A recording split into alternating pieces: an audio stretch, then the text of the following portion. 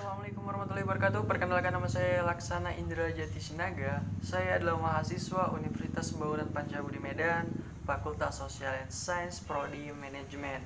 Pada kesempatan kali ini, saya diberi tugas ujian akhir semester oleh dosen mata kuliah kewirausahaan dengan menjawab soal, metode, presentasi, dan membuat video. Nah, apa-apa saja pertanyaannya bisa kita lihat di next berikutnya. Oke, baik. Langsung saja ke pertanyaan yang pertama, yaitu jelaskan pendapat Anda apa yang dimaksud dengan manajemen usaha kecil. Dan uraikan dengan singkat unsur yang terkandung dalam manajemen usaha kecil. Nah, apa yang dimaksud dengan manajemen usaha kecil? Itu adalah proses pengorganisasian dan pengintegritasan kegiatan-kegiatan ekonomi masyarakat yang berskala kecil.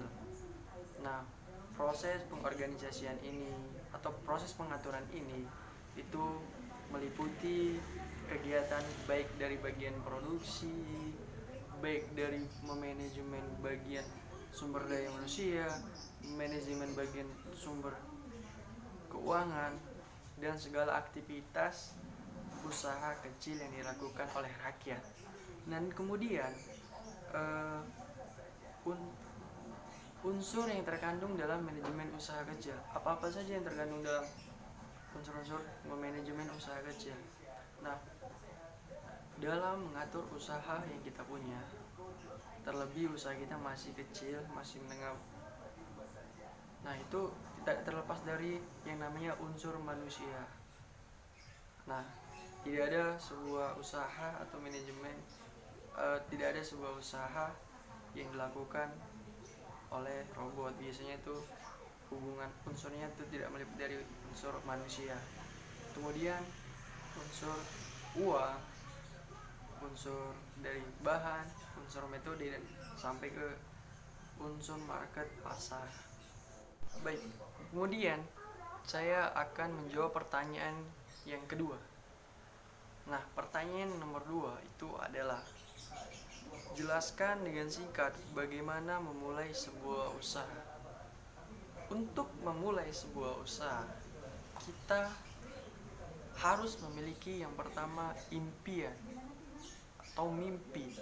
Mimpi terhadap usaha yang akan kita jalankan nanti jauh ke depannya bisa menjadi sebuah usaha yang besar dan menjadikan usaha yang kita punya itu menjadi ladang bisnis. Kemudian yang kedua, kita harus memiliki passion sesuai dengan usaha atau rencana yang akan kita buat. Sesuaikan passion kita terhadap usaha yang akan kita jalankan. Jangan nanti membuat sebuah usaha tapi tidak sesuai dengan passion kita.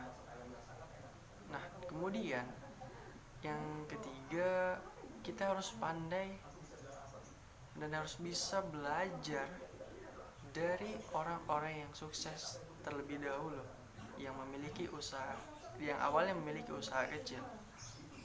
Nah, dan siapakah orang-orang sukses tersebut? Nah, itu pribadi kita masing-masing. Teman-teman bisa cari siapa yang mau diikuti sesuai dengan passionnya. Nah, itulah jawaban dari pertanyaan nomor 2. Baik, kemudian saya akan menjawab pertanyaan nomor 3. Nah,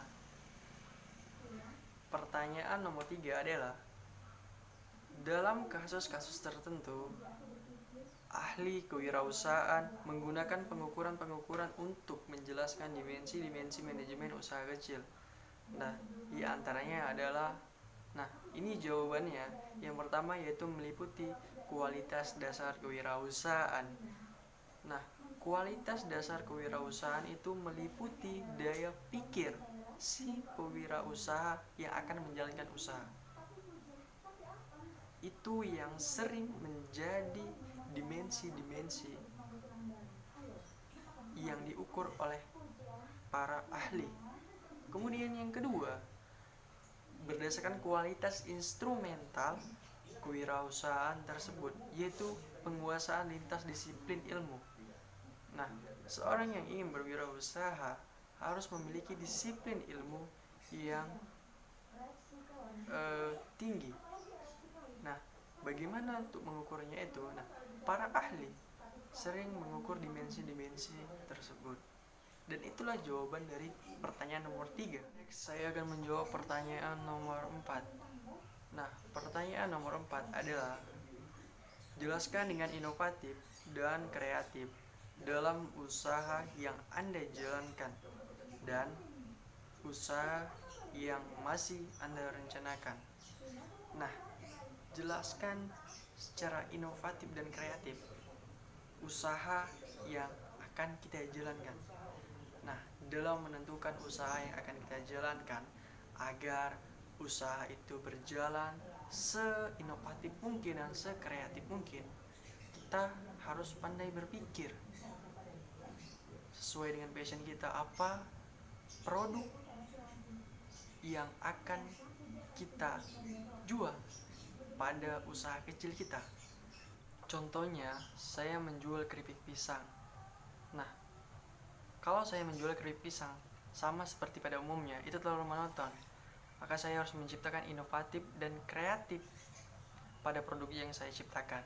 Nah, contohnya saya harus membuat varian rasa yang tidak ada pada umumnya. Contoh saja, saya membuat keripik dari buah nangka, keripik dari buah salak, keripik dari buah pare, dan lain sebagainya. Maka itu menjadi sebuah ide inovatif serta kreatif.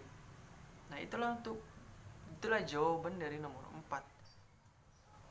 Terima kasih, semoga jawaban dari pertanyaan-pertanyaan soal UAS yang saya berikan tadi bisa bermanfaat bagi halayak umum. Dan jika masih banyak kekurangan, itu kekurangan datang dari diri saya sendiri dan saya minta mohon maaf.